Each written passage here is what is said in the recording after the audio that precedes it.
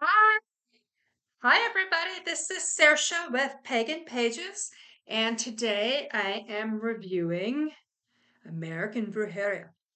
This is a very good book by J. Allen Cross, and let's talk about it a little bit. It's it's published by Weiser Books, and it just came out. This is a 2021 copyright, so this is brand new off the press, and I just love the art on there. This is a picture of the author right here, and I'm going to read his bio to you before we get started about the contents of the book. About the author. J. Allen Cross is a practicing witch of Mexican, Native American, and European descent whose craft was shaped by his Catholic upbringing and mixed family culture. Some of us can relate to that, can't we? Living in his home state of Oregon, he works as a psychic medium and occult specialist for a well-known paranormal investigation team out of the Portland metropolitan area. Now, one thing that I've heard about Portland, it is a very diverse and liberal, wonderful area. So, anything that comes out of Portland is going to be fabulous. When he's not investigating, he enjoys providing spells and potions to his local community, exploring haunted and abandoned places, consulting for other workers and investigators, and of course, writing about witchcraft and folk magic. Find him on Instagram at Oregon_wood_witch.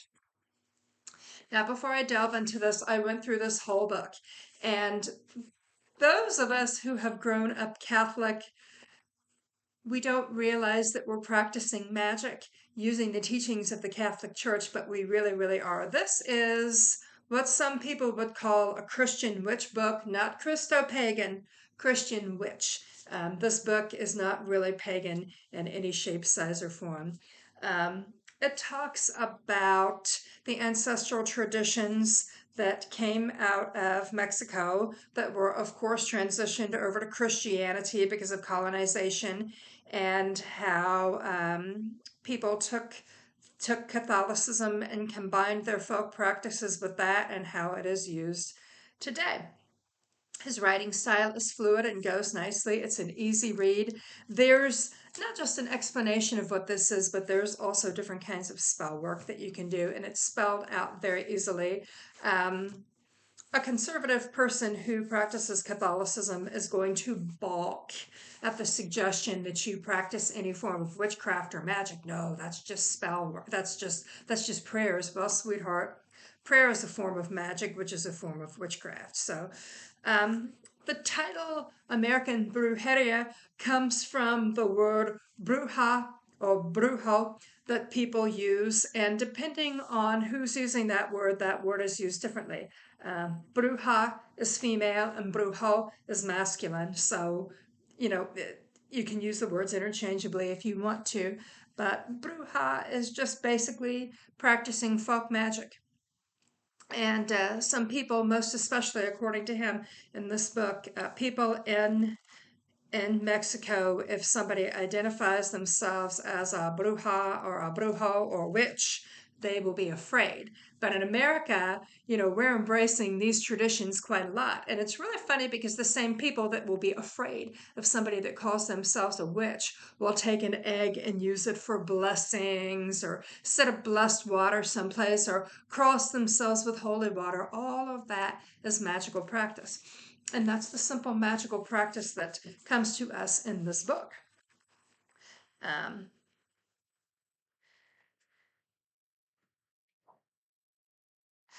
So I'm going to read some excerpts from this book. This is chapter 3, La Virgin. Now, I don't speak Spanish, so I know my pronunciation is not going to be on. So feel free to critique that if you want to. In Mexican culture, we do things a little differently, and religion is no exception.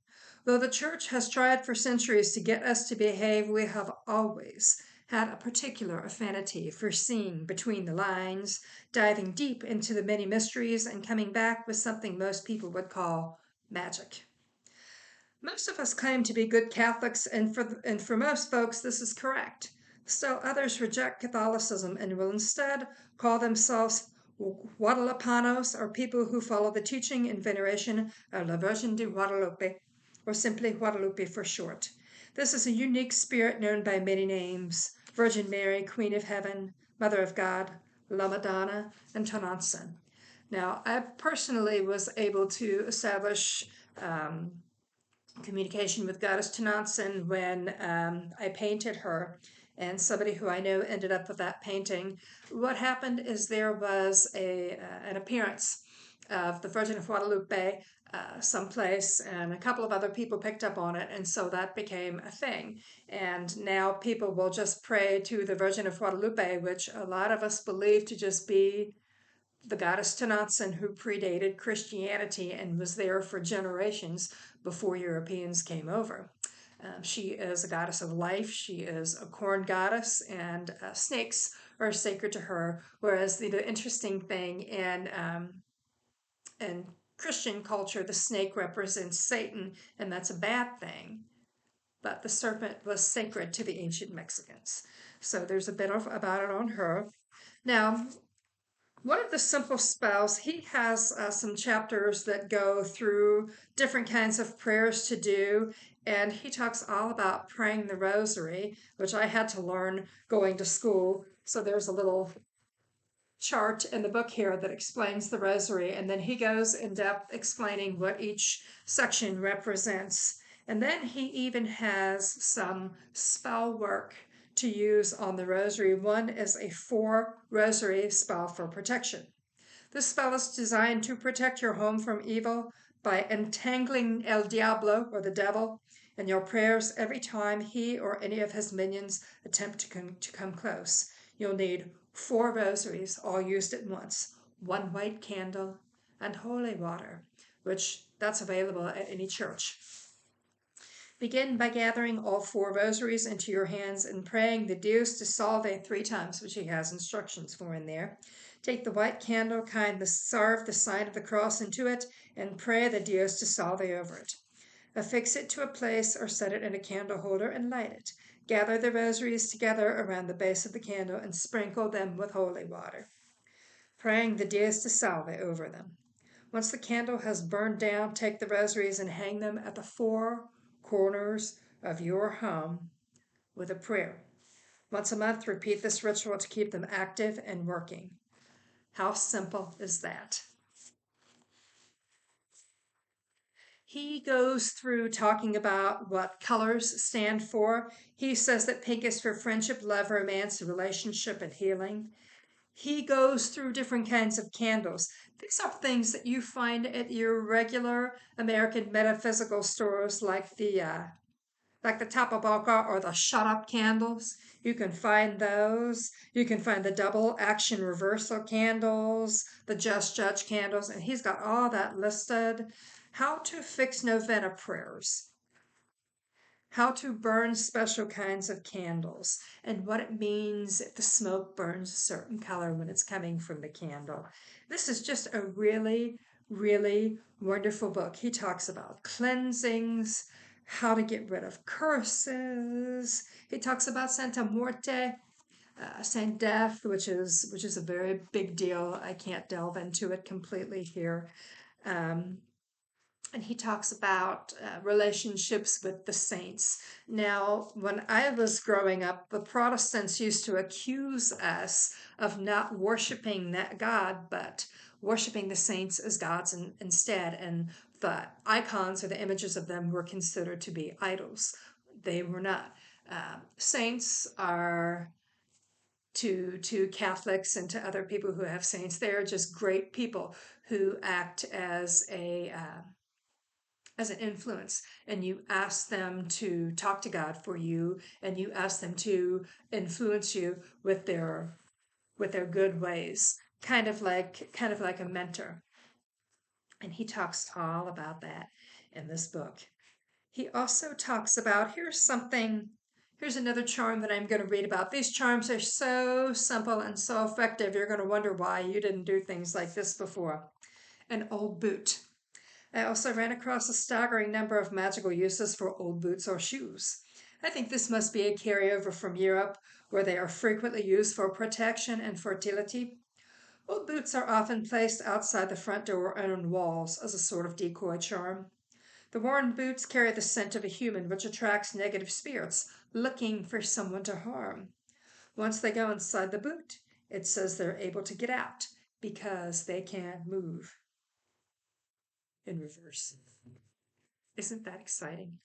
Now, another thing that he says in this book, anybody, whether they are Mexican or Mexican American, can use the things in this book and can practice. But one thing that he does talk about that is a big deal that we have to really watch out for, most especially as white people, is cultural appropriation. And he said that is just a horrible issue. You can go, you can practice, you can even be initiated into some of these traditions. But he said, do not take up space in the Mexican or the Mexican American community if you are not one or the other, because there are some things we can be welcome as friends, but we are not Mexican. We are not Mexican American. The spirits and saints and the deities who are venerated, spoken to, prayed to, and consulted in this tradition, they don't discriminate. But at the same time, you can practice these things as a person of any race, nationality, or culture. You just cannot say that you are Mexican. So you can be a witch and use some of the things that this tradition talks about and go into any store and they'll sell you these things, but you are not a bruja or a brujera or a brujo unless you are Mexican or of Mexican descent.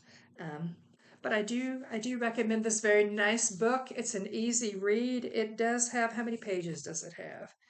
This has, there's 209 pages listed, but then there's 212, 212 pages listed, and then there's the about the author and something to our readers. Now, Red Rail Weiser has a little message to you at the end of their book.